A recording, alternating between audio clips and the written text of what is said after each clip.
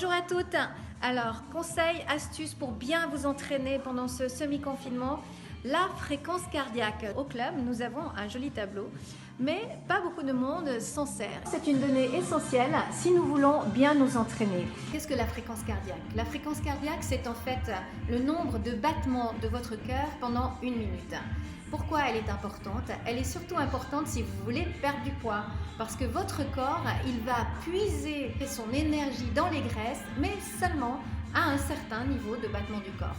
Première chose à savoir, c'est quelle est votre fréquence maximale. Pour la calculer, c'est très simple et c'est pas très précis. C'est une méthode qui remonte à 1954. C'est pas la plus précise, mais ça vous donne une indication. Donc pour toutes les femmes, ça je parle que pour les femmes, il faut faire la 220 moins votre âge.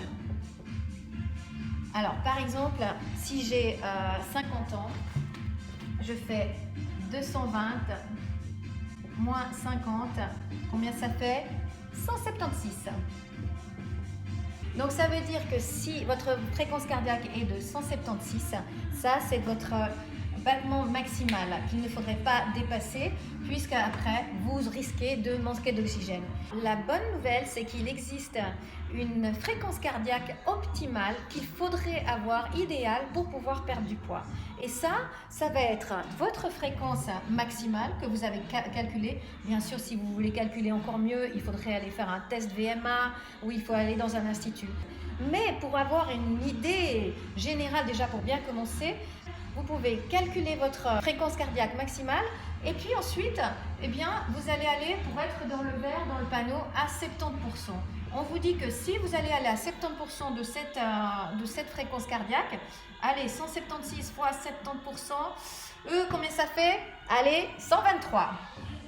Donc ça veut dire que je dois être à 123 en moyenne battements par minute pour que mon corps aille chercher comme source d'énergie la graisse, et c'est ça qui va me faire brûler la graisse. Et pour revenir à notre tableau, si on veut toujours nous appuyer sur notre tableau du battement du cœur, on fait ça pendant 10 secondes. Les résultats qui sont là, ils sont montrés pour 10 secondes, ce qui est plus facile pour nous à calculer pendant notre entraînement. Donc ça va faire 123 divisé par 6, puisque ça c'est pour une minute, mais je veux savoir pour 10 secondes, ça me fait à peu près 20 battements pour moi, pour mon âge de 50 ans. Si vous avez 60 ans, vous ferez un autre calcul. Si vous en avez 40, ce sera différent. On aura des calculs différents.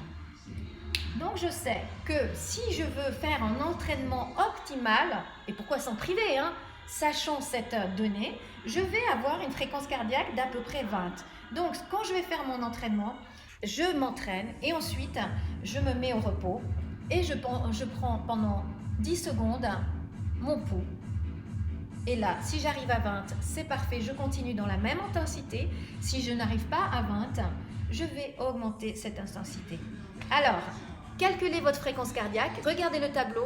Dans ce tableau, vous avez votre âge en blanc tout à gauche.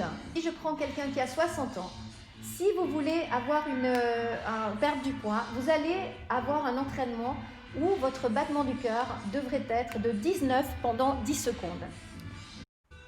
Et en haut à droite, vous aurez l'explication comment prendre votre pouls. Vous voyez, vous pouvez prendre soit au niveau de la carotide, vous mettez vos doigts, ou au niveau de votre poignet. Parfois, pendant l'entraînement, c'est vrai qu'il est plus facile de prendre son pouls au niveau du poignet, car nous sommes essoufflés et nous respirons fort. Donc au niveau du cou, ça va être un peu compliqué. Et on compte les battements pendant 10 secondes. Ah! Petit conseil pour nos femmes enceintes, parce que nous avons des adhérentes qui sont enceintes. Et il est recommandé de bien travailler votre condition physique quand vous êtes enceinte, bien sûr avec l'avis de votre médecin. Vous allez être sur la colonne en rouge.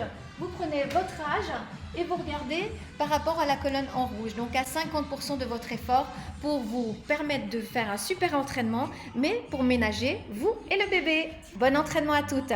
Entraînez-vous, c'est votre santé et votre capital santé, c'est primordial. Allez, à bientôt!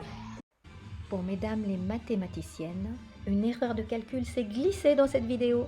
Veuillez m'en excuser. J'étais partie sur une femme de 44 ans et non de 50 ans. Bon, l'essentiel, vous allez me dire quand même, c'est que vous ayez compris l'utilisation de ce tableau et surtout que vous l'utilisiez pour effectuer vos prochains entraînements.